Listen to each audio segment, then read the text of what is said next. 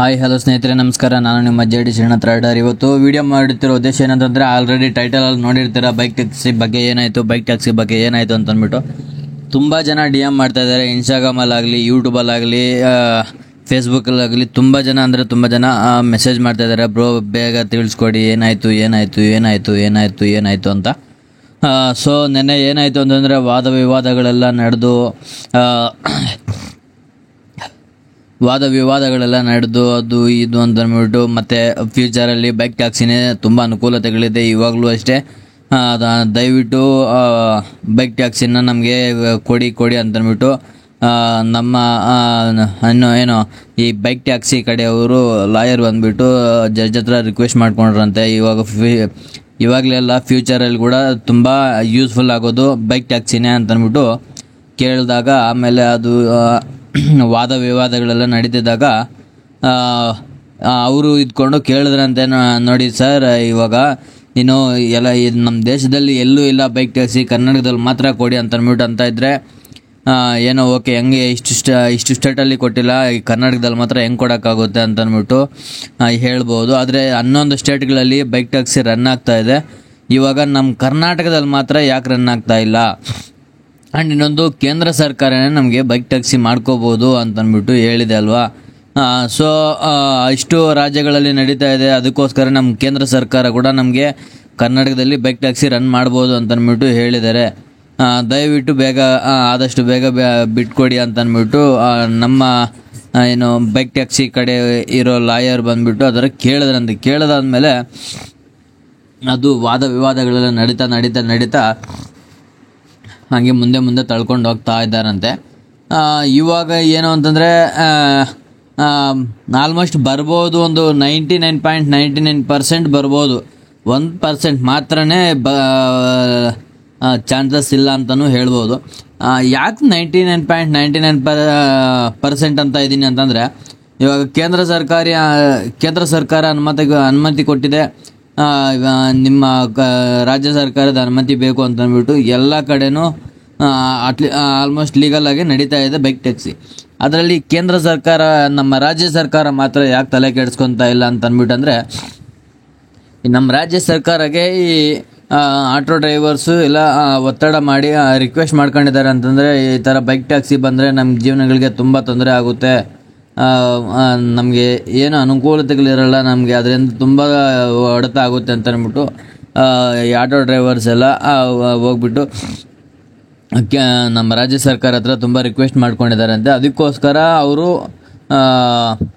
Delay ಮಾಡ್ಕೊತ ತಳ್ಕೊತ ಬರ್ತಾ ಇದ್ದಾರೆ. ಹಾಗಾದರೆ ಬೈಕ್ ಟ್ಯಾಕ್ಸಿ ಇನ್ನಿಷ್ಟೇನಾ, ಇರೋ ತನಕ ಬರಲ್ವಾ ಹೆಂಗೆ ಅಂತಂದ್ಬಿಟ್ಟು ತುಂಬ ಜನ ಕೇಳ್ಕೊಬೋದು. ಆದರೆ ಖಂಡಿತ ಬಂದೇ ಬರುತ್ತೆ.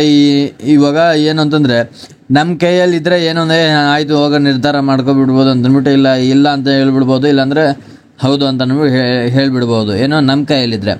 ನಮ್ಮ ಈ ಕೋರ್ಟಲ್ಲಿ ಅಂದರೆ ಅಷ್ಟು ಬೇಗ ಮುಗಿಯೋದಲ್ಲ ಯಾವುದೇ ವಿಚಾರಗಳಾಗಲಿ. ಇವಾಗ ಒಂದು ಪ್ರಾಪರ್ಟಿ ಅಂದ್ಕೊಳ್ಳಿ, ಕೇಸ್ ನಡೀತಾ ಇದೆ ಅಂತಂದರೆ 1 ವರ್ಷ, 2 ವರ್ಷ, 5 ವರ್ಷ, 10 ವರ್ಷ, 20 ವರ್ಷ ಈ ಥರ ಹೋಗ್ತಾನೆ ಇರುತ್ತೆ. ಹೋಗ್ತಾ ಏನಾಗುತ್ತೆ, ಆ ಪ್ರಾಪರ್ಟಿ ಮೇಲೆ ಇರೋ ವ್ಯಾಲ್ಯೂನೇ ಕಡಿಮೆ ಆಗಿಬಿಡುತ್ತೆ. ಆ ಥರ ನಮ್ಮ ಪ್ರತಿಯೊಂದು ಕೋರ್ಟಲ್ಲೂ ಅಷ್ಟೇ, ಅಷ್ಟು ಬೇಗ ತೀರ್ಮಾನ ತಗೊಳ್ಳೋಲ್ಲ, ಅಷ್ಟು ಬೇಗ ನಿರ್ಧಾರ ತಗೊಳ್ಳೋದೇ ಇಲ್ಲ, ಅಷ್ಟು ಬೇಗ ತೀರ್ಪು ಕೂಡ ಕೊಡೋದಿಲ್ಲ. ಸೊ ತಳ್ಕೊಂಡು ಮೋಸ್ಟ್ಲಿ ಬೈಕ್ ಟ್ಯಾಕ್ಸಿ ಬರೋದು ಲೇಟೇ ಆಗ್ಬೋದು.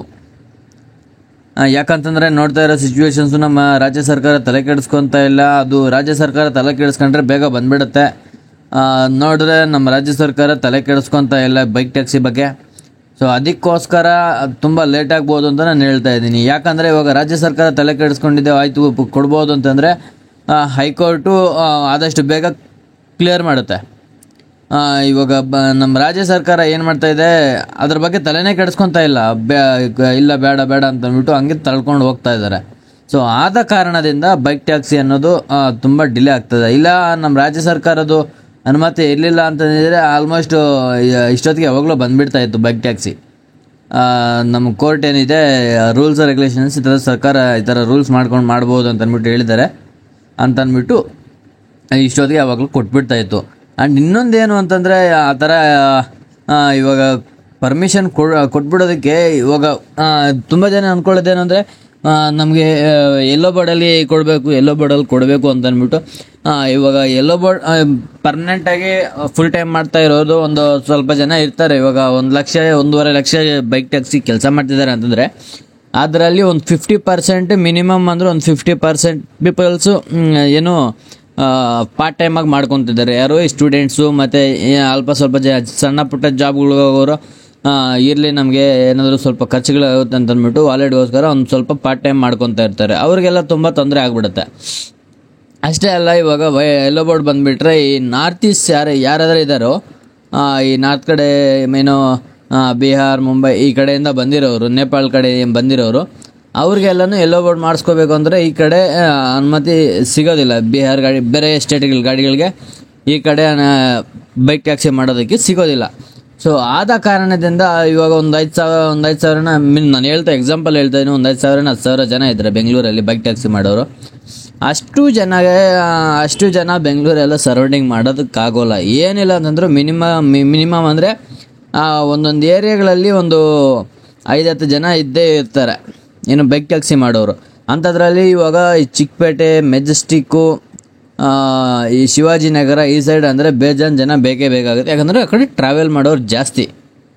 ಸೊ ಅದಕ್ಕೋಸ್ಕರ ಏನೋ ಈ ಎಲ್ಲೋ ಬೋರ್ಡ್ ಮಾಡಿಸ್ಬಿಟ್ರೆ ತುಂಬ ತೊಂದರೆ ಆಗುತ್ತೆ ಅಂತ ಅಂದ್ಬಿಟ್ಟು ನಮ್ಮ ಕೇಂದ್ರ ಸರ್ಕಾರ ವೈಟ್ ಬೋರ್ಡಲ್ಲೇ ಬೈಕ್ ಟ್ಯಾಕ್ಸಿ ಅನ್ನೋದು ರನ್ ಮಾಡ್ಬೋದು ಅಂತ ಅಂದ್ಬಿಟ್ಟು ನಮ್ಮ ಕೇಂದ್ರ ಸರ್ಕಾರ ಹೇಳಿರೋದು. ಅದಕ್ಕೆ ಅದೇ ಒಂದು ಕಾರಣದಿಂದ, ಯಾಕಂದರೆ ಇವಾಗ ಸ್ಟೂಡೆಂಟ್ಸು ಪಾರ್ಟ್ ಟೈಮ್ ಜಾಬ್ ಮಾಡೋರೆಲ್ಲ ಎಲ್ಲೋ ಬೋರ್ಡ್ ಮಾಡಿಸ್ಕೊಳ್ಳೋಕ್ಕೆ ಸಾಧ್ಯ ಇಲ್ಲ. ಯಾಕಂತಂದರೆ ಅವ್ರು ಮಾಡೋದೇ 1 ತಿಂಗಳು 2 ತಿಂಗಳು ಇಲ್ಲ ನಮ್ಗೆ ಜಾಬ್ ಸಿಗೋ ತನಕ ಸುಮ್ಮನೆ ಹಂಗೆ ಏನೋ ಡೈಲಿ 1 ಅವರ್ 2 ಅವರ್ ಡ್ಯೂಟಿ ಮಾಡ್ಕೊತೀವಿ. ಅದರಲ್ಲಿ ಎಲ್ಲೋ ಬೋರ್ಡ್ ಮಾಡಿಸ್ಕೋಬೇಕು ಅದು ಇದು ಅಂತಂದ್ಬಿಟ್ಟಂದರೆ ತುಂಬ ತಲೆನೋವಾಗ್ಬಿಡುತ್ತೆ. ಯಾಕೆ ಬೇಕು ಇವೆಲ್ಲ?